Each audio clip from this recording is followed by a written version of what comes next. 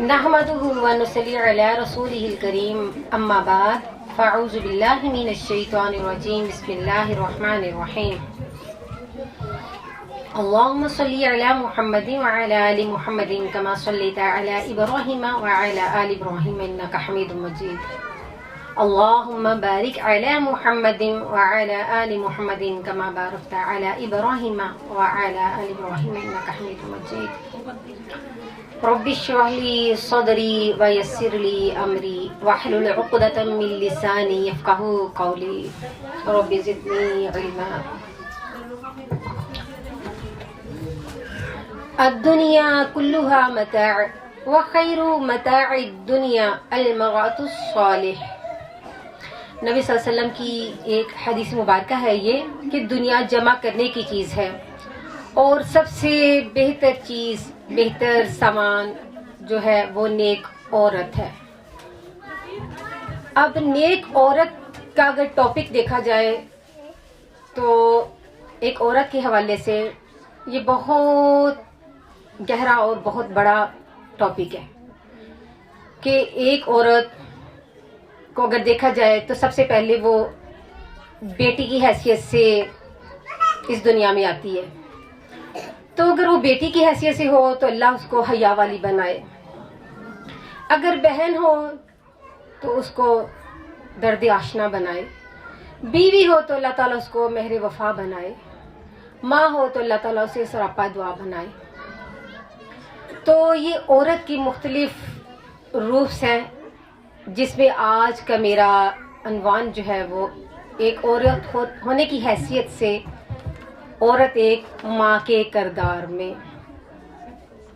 یہ حدیث پڑھنے کی وجہ یہ ہے کہ ایک جو نیک عورت ہوگی، اگر وہ خود نیک ہوگی وہ یہی چاہے گی کہ میری اولاد بھی میرے نقش قدم پر چلے. اگر وہ خود دنیا دار ہوگی تو ظاہری سی بات ہے اس کی دیکھا دیکھی اس کی اولاد بھی اس کے نقش قدم پہ ویسے ہی چلے گی.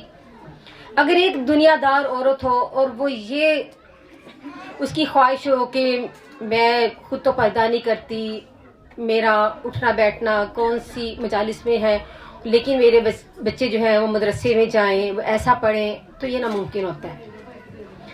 ایک نیک عورت ہی جو ہے اصل میں وہی بچوں کی اچھے طریقے سے دینی پرورش کر سکتی ہے. اب میں آپ کو بچوں کی تربیت کے حوالے سے کہ ایک نیک جو ماں ہے وہ بچوں کی کیسے تربیت کرے گی. اچھا، بعض اوقات یہ لوگ یہ سوال کرتے ہیں کہ ہمارا بچہ کچھ 6-7 سال کا ہو گیا ہے، 8-10 سال کا ہو گیا، ہم اس کی تربیت کیسے کریں.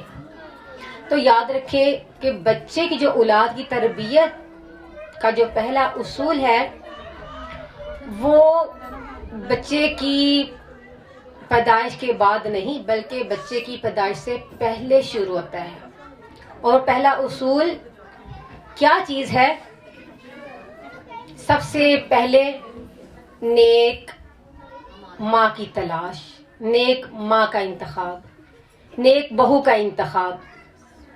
اب خیر ہم تو ماشاءاللہ الحمدللہ ادھر ہماری اکثر بہنیں شادی شدہ ہیں، کچھ اس سٹیج پر ہیں کہ آنے والے سالوں میں وہ سٹیج پر آئیں گی کہ جس کو شادی کا سٹیج بولا جاتا ہے. تو جو آلریڈی مائیں بن چکی ہیں وہ تو ماشاءاللہ اپنی اولاد کی تربیت کر رہی ہیں، اور جنہوں نے نیکسٹ سٹیپ میں مائیں بننا ہے ان کے لیے جو بڑی مائیں ہیں وہ ابھی سے یہ سوچیں کہ جب ہماری اولاد بڑی ہوگی تو ہم نے جب ان کی شادیاں کرنی ہیں تو ہم نے سب سے پہلے کیا کرنا ہے. اگر ہم اپنی بیٹی کے لیے رشتہ تلاش کر رہے ہیں تو نیک داماد کا انتخاب ضروری ہے. اگر بیٹے کے لیے رشتہ تلاش کر رہے ہیں تو اس کے لیے نیک بہو کی تلاش ضروری ہے.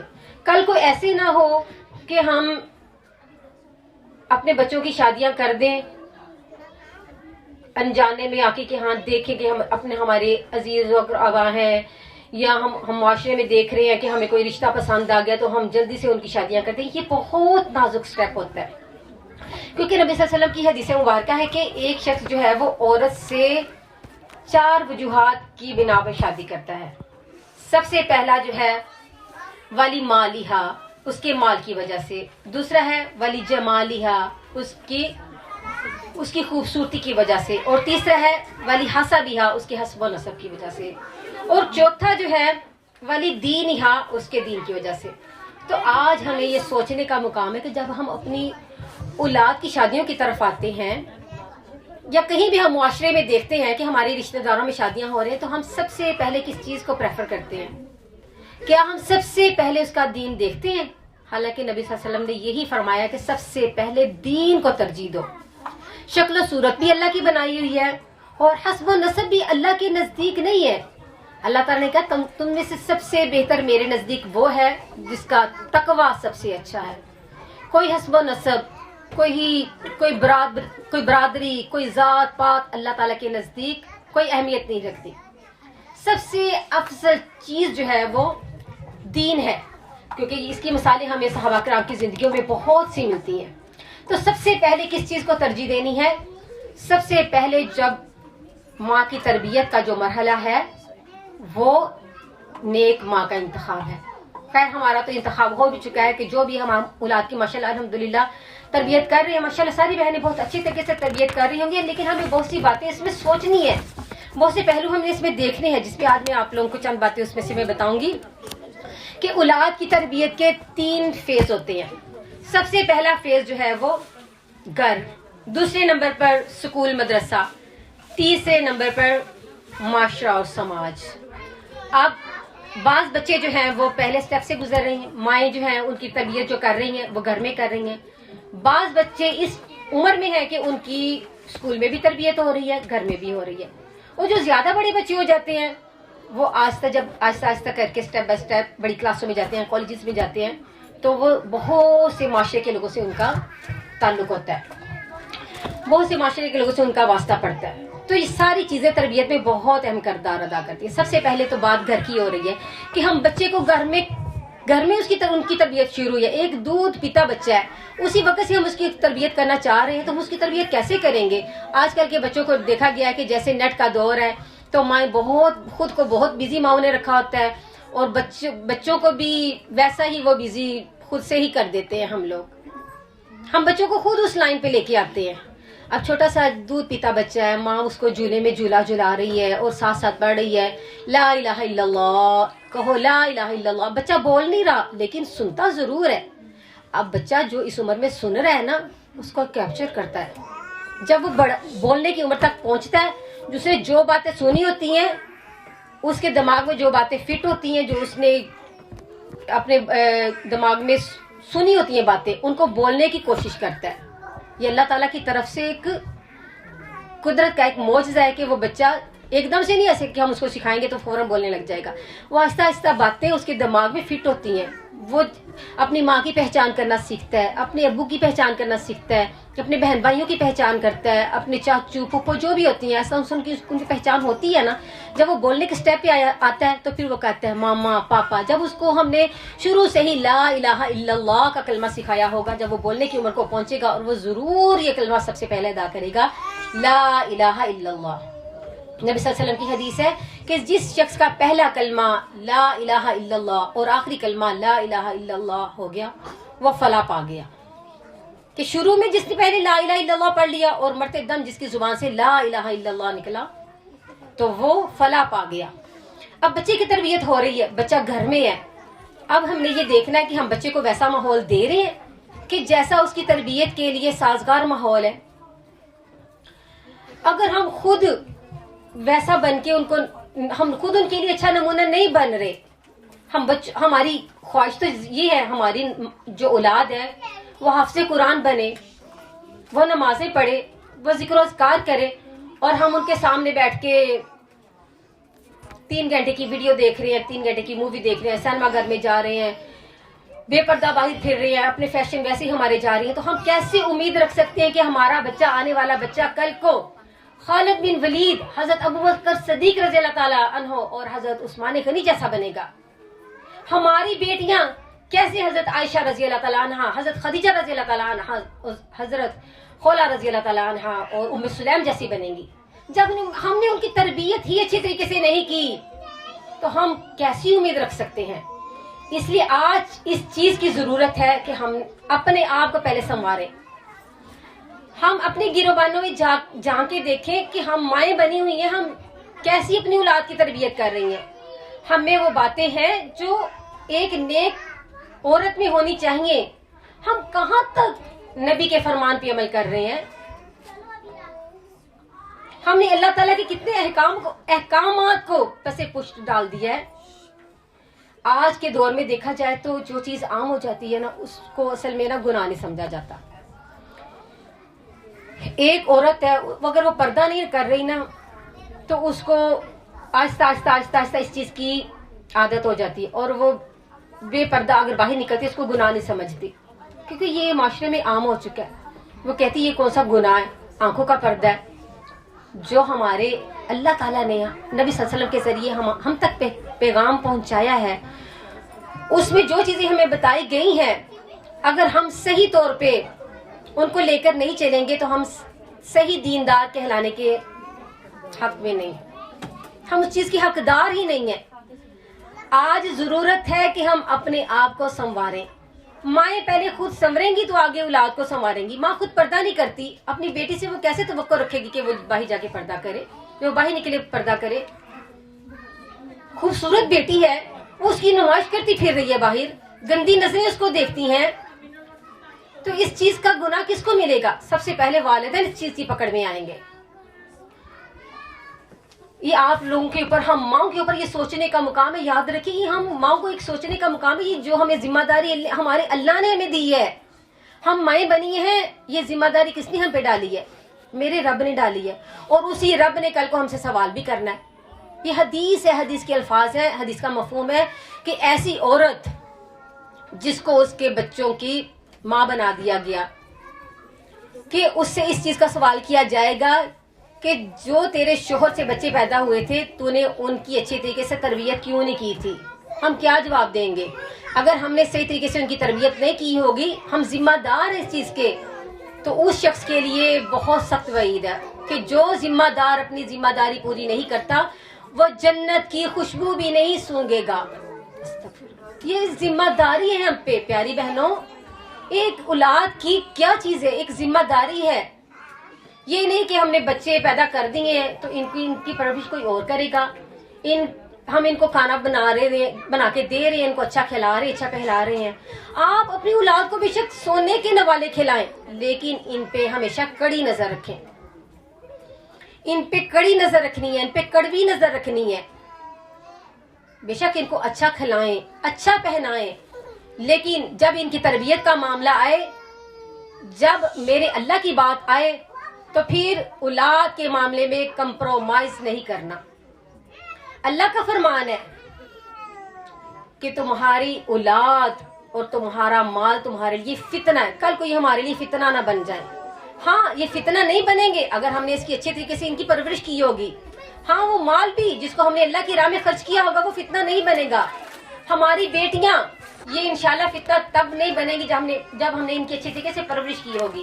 نبی صلی اللہ علیہ وسلم کا فرمان ہے، حدیث ہے نبی صلی اللہ علیہ وسلم کی، رسول اللہ صلی اللہ علیہ وسلم نے فرمایا جس شخص نے اپنی 3 بیٹیوں یا 3 بہنوں کی یا 2 بیٹیوں یا 2 بہنوں کی ان کے فوت ہونے تک پرورش کی، اور ایک حدیث میں آتا ہے کہ وہ بڑی ہو جائیں، اور دوسری روایت میں بالغ ہو جائیں، یا ان کی پرورش کرتے کرتے وہ شخص خود مر جائے، وہ جنت میں اس طرح ہوگا جیسے یہ ہے.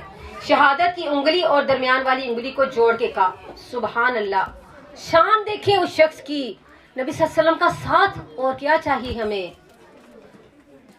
جس نے اپنی بیٹیوں کی اس طریقے سے پرورش کی. اور ایک روایت میں ایک بیٹی کا بھی تذکرہ آتا ہے، تو جس کو اللہ نے ایک ہی بیٹی دی ہو اور وہ اس کی اتنی اچھے طریقے سے تربیت، اتنی اچھے طریقے سے اس کی پرورش کرے، اس کو دین کا علم سکھائے، اس کو ہر ایک چیز دنیا کی تو اس کو دی ہے، اس کو سب کچھ دیا ہے، لیکن اس کی اچھے طریقے سے اس طرح سے اس کی دین میں اس کی پرورش کرے، اس کی تربیت کرے تاکہ وہ جنت کا مستحق ہو سکے. تو اس سے بڑھ کے ہمیں اور کیا چاہیے؟ نبی صلی اللہ علیہ وسلم کا ہمیں ساتھ مل جائے گا. تو یہ اولاد تب فتنہ نہیں بنے گی اگر ہم نے آج ان کی اچھی طریقے سے پرورش کر لی. غور کرے، سوچنے کا مقام ہے. اللہ نے ہمیں اتنی خوبصورت اولادیں دی ہیں، تو ہم اپنی اولاد کو، کس کا دل چاہتا ہے کہ ہم ان کو آگ میں جھونک دیں، اپنے ہاتھوں سے جھونکیں؟ کوئی یہ چاہتا ہے؟ کوئی بھی نہیں چاہتا. تو کل قیامت کے دن اگر یہی اولاد ہم نے ان کی اچھی طریقے سے پرورش نہیں کی ہوگی، اگر یہ جہنم میں چلے جائیں، اللہ نہ کرے اللہ نہ کرے، تو کیا بنے گا؟ ہم ہمائیں ذرا سوچ کے دیکھیں، ذرا ایک لمحے کے لیے ذرا یہ سوچ کے دیکھیں، ایسے ہو سکتا ہے؟ اسی سے مجھے ایک واقعہ یاد آ رہا ہے، میں آپ کو بتاتی ہوں کہ ایک شخص کا واقعہ، ایک لڑکا تھا، وہ کہتا کہ میرا باپ جب فوت ہوا تو اس نے، میرے باپ نے میری بہت اچھی طریقے سے تربیت اس طریقے سے کی تھی کہ مجھے دنیا کا ہر ایک علم دیا تھا، میں دنیا کی تعلیم میں ٹاپ پہ تھا، لیکن دین کا نہ میرے باپ کو کبھی پتا تھا اور نہ اس نے میری دینی تعلیم کی طرف کوئی توجہ دی تھی۔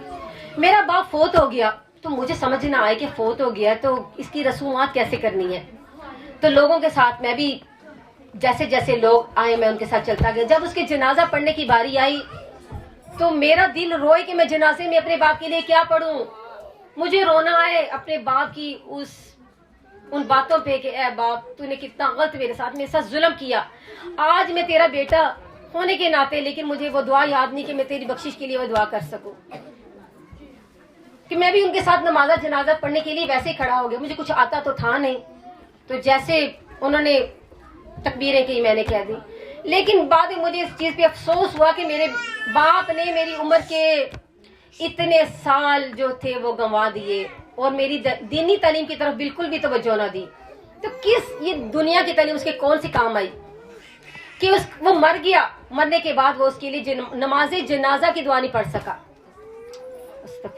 تو میری بہنوں ابھی ٹائم ہے، ابھی ہم زندہ ہیں، ابھی سے ہم اگر یہ تہیا کر لیں کہ ہم نے اپنی اولاد کی اچھے طریقے سے پرورش کرنی ہے تو انشاءاللہ ہماری اولاد جو ہے وہ ہمارے ساتھ، انشاءاللہ ہم بھی جنت میں جائیں گے، ہماری اولاد بھی ہمارے ساتھ جنتوں کے مزے لے گی۔ مزہ تو تبھی ہے نا اس جنت کا، اکیلے جانے کا کیا فائدہ، ساتھ دوست احباب ہوں، ساتھ ہماری اولادیں ہوں تو جنت کا تو تبھی فائدہ ہے نا۔ اللہ تعالیٰ ہم سب کو جنت الفردوس کا وارث بنائے، تو یہ آج سے ہی یہ سٹیپ اٹھا لیں، آج سے یہ سٹیپ اٹھائیں کہ ہم نے اپنی اولاد کو دین کے رستے پہ لے کے آنا ہے۔ آپ سے میری گزارش ہے کہ جتنا دنیا کی تعلیم پہ جتنے ہم پیسے خرچ کرتے ہیں نا، اس سے زیادہ ہمیں دینی تعلیم پہ خرچ کرنا چاہیے۔ دینی تعلیم پر جب ہم خرچ کریں گے تو انشاءاللہ ہم اس کا ثمر بھی دیکھ لیں گے۔ جیسا کہ ابھی شاید صفیہ بھابی نے آپ لوگوں سے یہ بات کی تھی کہ جس صدقہ کے بارے میں، کہ جب صدقہ جو ہوتا ہے، صدقہ جاریہ کی 3 قسمیں ہیں۔ ایک تو سب سے نمبر 1 وہ ہے کہ اگر ایک شخص نے اپنا مال کسی ایسے کام میں خرچ کر دیا، کوئی رفاہی ادارہ ہے، کوئی رفاہی کام جہاں پہ ہو رہے ہیں وہاں پہ اس کو صدقہ جاریہ کا کس نے کہیں مسجد بنوا دی، کنواں کھدوا دیا، تو جب تک وہ چیزیں رہیں گی اس شخص کو برابر اس کا ثواب ملتا رہے گا۔ ایک تو صدقہ جاریہ یہ ہے۔ دوسرا صدقہ جاریہ نیک اولاد صدقہ جاریہ ہے۔ آپ ان کو دین کا علم دے کے اس دنیا سے جائیں، پیچھے یہ آپ کو آپ کے مرنے کے بعد جب یہ دنیا پہ جتنا قرآن کا علم پڑھیں گے، کوئی حدیث پڑھیں گے، کسی اور سے بیان کریں گے، اس کا جو ہے وہ آٹومیٹکلی ثواب آپ کو پہنچتا رہے گا۔ یہ کیا صدقہ جاریہ؟ یہ صدقہ جاریہ کا مطلب ہے کبھی نہ ختم ہونے والا صدقہ۔ اور تیسرا وہ ہے کہ ایک ایسا شخص جس نے اپنے طالب علموں کو دین کا علم دے دیا اور اس کے مرنے کے بعد وہ جو شاگرد ہے اس کی لائن پہ چل کے دین کا علم پھیلاتے رہیں، یہ صدقہ جاریہ ہے۔ تو ابھی سے اپنے لیے کچھ صدقہ جاریہ کر جائیں، ابھی زندگی ہے، ابھی سے کچھ اپنے لیے کچھ صدقہ جاریہ کر جائیں۔ اصل میں اولاد کی تربیت کا یہ موضوع جو ہے بہت لمبا ہے، تو میں اس کو مختصر کرنا چاہوں گی۔ اب میں آپ کو یہ بات بتا رہی تھی کہ گھر میں ہم نے اپنی اولاد کی تربیت کیسے کرنی ہے۔ پہلے ہم نے اپنے آپ کو سنوارنا ہے، بعد میں ہم نے اپنی اولاد کو کہنا ہے پہلے ہم سنور جائیں، بعد میں اپنی اولاد کو سنواریں۔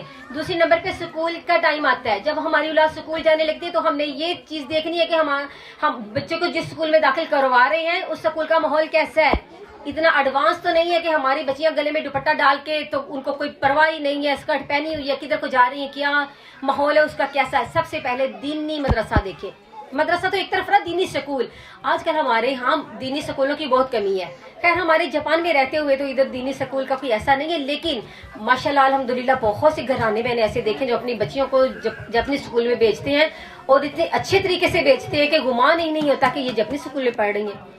ان کا مکمل لباس، ان کا مکمل حجاب، تو اللہ تعالیٰ رحم کرے ایسی ماؤں پہ، بڑی خوش نصیب مائیں ہیں جو اپنی ایسی اولاد کی اپنی ایسی تربیت کر رہی ہیں۔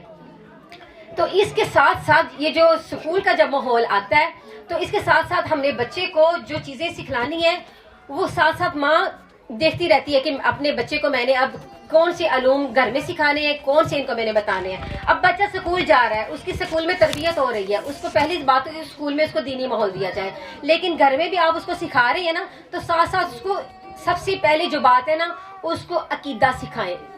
بچے کو عقیدہ سکھائیں، شروع سے ہی اس کو عقیدہ سکھائیں. عقیدہ کے بارے میں میری بہن نے ابھی آپ کو بہت اچھی باتیں بتائی تھی، نایاب بہن نے، کہ عقیدہ کے بارے میں جب حضرت محمد صلی اللہ علیہ وسلم نے حضرت ابن عباس کو جو باتیں بتائی تھی، وہ ساری عقیدہ کے بارے میں تھی کہ بیٹا ایسے پیارے لڑکے، ایسے ان باتوں کو غور سے ذرا سنو کہ عقیدہ کیا چیز ہے. عقیدہ توحید، کہ جب بھی مانگنا ہے اللہ سے ہی مانگنا ہے. بچے سے ہم نے یہی کہنا ہے کہ جو دیتا ہے اللہ ہی دیتا ہے. اللہ تعالیٰ ایسے ماں باپ پہ رحم فرمائے جو باہر بچوں کو گھمانے پھرانے لے کے جا رہے ہیں، لیکن ساتھ ساتھ ان کو یہ باتیں بتلا رہے ہیں، ان کی اصلاح کر رہے ہیں. جو بھی چھوٹا بچہ ہے اس کو بتا رہے ہیں بیٹا یہ دیکھو کتنا پیارے یہ پھل پھول کھلے ہوئے ہیں، یہ درخت ہے، یہ کس نے بنائے ہیں؟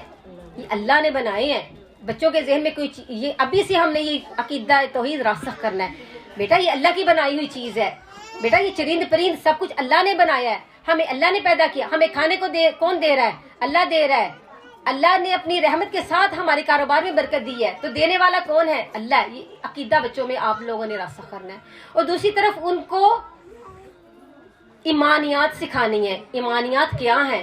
آپ خود نماز پڑھنے لگے، ان کو اپنے ساتھ نماز پڑھائیں. آپ خود صبح شام کے اذکار کرنے لگے، ان کو اذکار کا کہیں ضرور، ان کے ہاتھوں میں بلکہ کارڈ پکڑائیں. یہ لو بیٹا ایک ایک دعا مجھے یاد کر کے سناؤ. آج ایک دعا میں آپ کو سناؤں گی، ایک آپ مجھے سناؤ گے.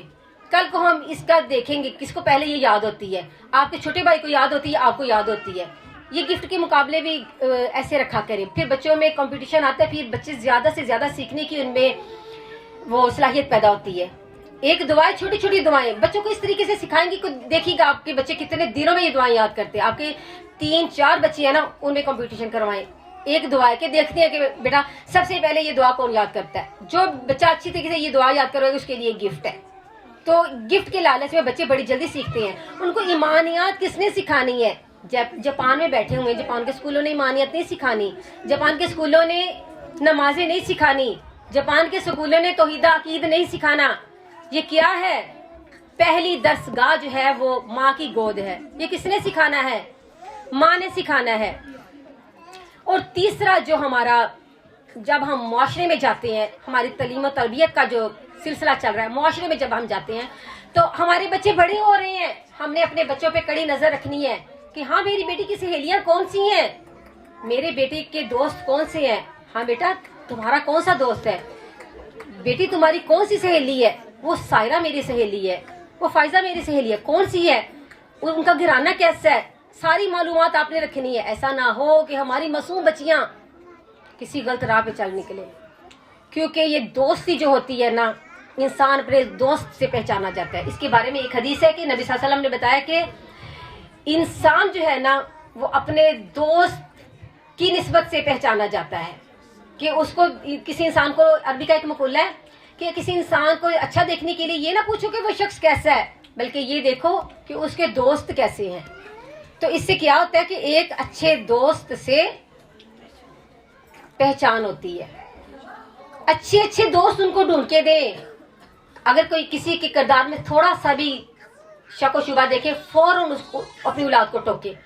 ابھی وہ بچے آپ کی بات کو سمجھ جائیں گے، ان کو سمجھائیں. آج سے آپ کا فرض ہے ان کو سمجھانا. ان کو اس چیز دوسرے نمبر پہ آتا ہے، ان کو جب وہ کالج جا رہے ہیں، معاشرے میں جا رہے ہیں، ان کے دوستوں کا آپ نے انتخاب کرنا ہے کہ ان کے دوست کیسے ہیں. اور دوسرے نمبر پہ جو چیز ہے، ابھی سے آپ نے ان کو، جو بڑی بچیاں ہیں ان کو یہ بتانا ہے، ماشاءاللہ بڑی جو ہو رہی ہیں ان کو آپ کا فرض بنتا ہے بتانا کہ محبت کی حقیقت کیا ہے. جو حقیقتاً محبت ہے وہ سب سے پہلے کس سے جائز ہے؟ والدین سے جائز ہے. اور دوسرے نمبر پر محبت جو ہوتی ہے، محبت کی حقیقت سے ان کو آگاہ کرنا آپ کا فرض ہے. اگر وہی یہ دوسری چیزیں کسی اور چیزوں میں محبت کے کچھ چیزیں دیکھیں گی، وہ محبت کا غلط مفہوم ان کے ذہنوں میں آ جائے گا. ان کے ذہنوں میں محبت کی حقیقت کو آپ نے ڈالا. محبت ایک فطرت ہے، محبت ایک فطرت ہے. تو یہ کیا چیز ہے؟ انسانی فطرت ہے جس کو شریعت کنٹرول کرتی ہے. شریعت کے اصول اس کو کنٹرول کرتے ہیں. ابھی سے اپنی اولادوں کو محبت کے بارے میں آپ لوگ ضرور سمجھائیے گا.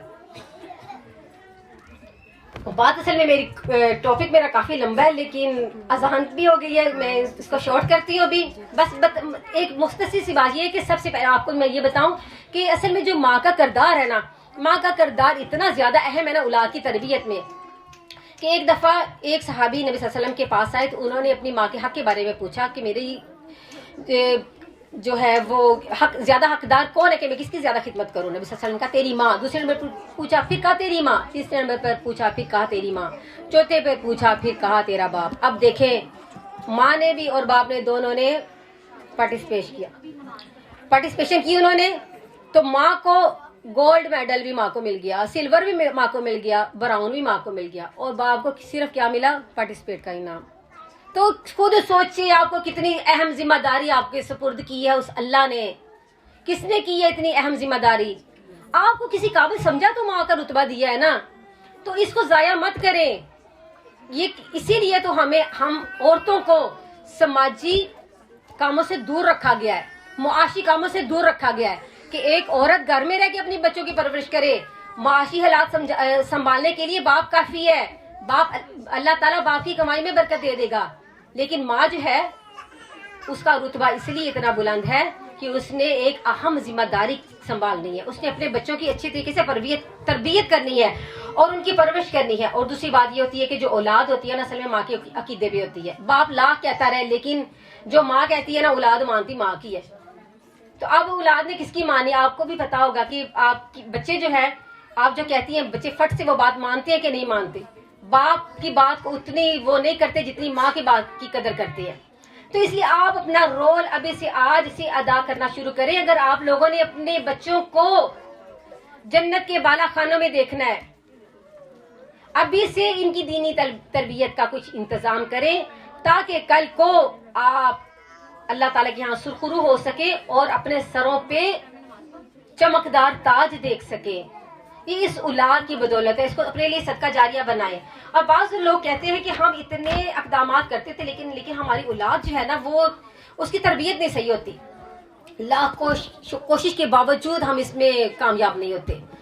تو میں آپ کو اس کی چھوٹی سی ایک مثال دیتی ہوں کہ جیسے ایک حوض ہے، ایک حوض میں ایک طرف سے گندا پانی آ رہا ہے، ایک طرف سے صاف پانی آ رہا ہے.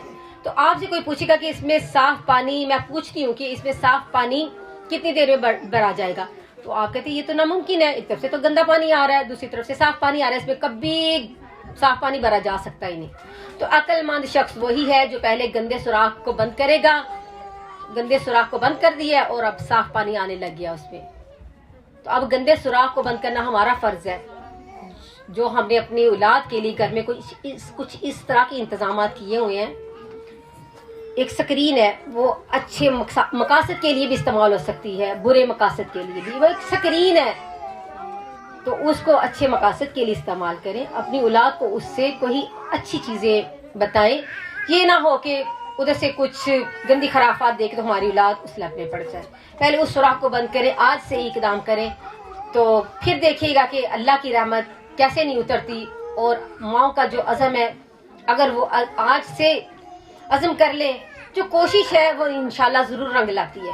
اللہ تعالیٰ ہماری اولادوں کو سب کو نیک بنائے، ان کو ہماری آنکھوں کی ٹھنڈک بنائے.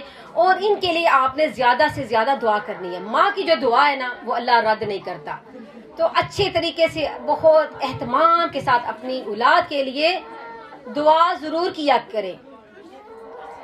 آج ہی وقت ہے. اللہ نے کیا کہا ہے قرآن پاک میں کہ اپنے آپ کو اور اپنی اولاد کو اس ایندھن سے بچا لو، جہنم کے ایندھن سے، جہنم کی آگ سے، جس کا ایندھن کون ہے؟ یہ انسان اور یہ پتھر ہیں.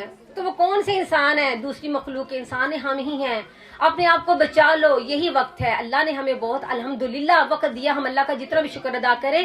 اللہ نے ہمیں تندرستی والی نعمت سے نوازا ہے. اللہ نے ہمیں کورونا سے بچا کے رکھا ہے. شکر ہے ہم کورونا کے لپیٹ میں آ کے نہیں اس دنیا سے چلے گئے. اگر چلے بھی جاتے چلو شہادت کی موت ہی، لیکن اللہ نے مہلت دی ہے. اے بندے تو ابھی بھی میرے پاس آ جا. اللہ تعالیٰ ہمیں بار بار ادھر زلزلے علاقے میں جھنجھوڑتا ہے، اے بندہ میرے طرف آ جا، اے میرے پیارے بندے میری طرف آ جا. لیکن ہم غور و فکر نہیں کرتے. سوچنے کا مقام ہے. پلیز غور کیجئے گا، آج ہی وقت ہے. ایسے نہ ہو کہ ہماری آنکھیں بند ہو جائیں، کل کو ہماری اولادوں کو کوئی پوچھنے والا نہ ہو. جو ماں تربیت کر سکتی ہے وہ کوئی اور نہیں کر سکتا. اللہ تعالی ہم سب کو عمل کرنے کی توفیق عطا فرمائے اور اللہ تعالی ہم سب کا حامی و ناصر بن جائے. وما علینا الا البلاغ المبین. السلام علیکم ورحمۃ اللہ وبرکاتہ.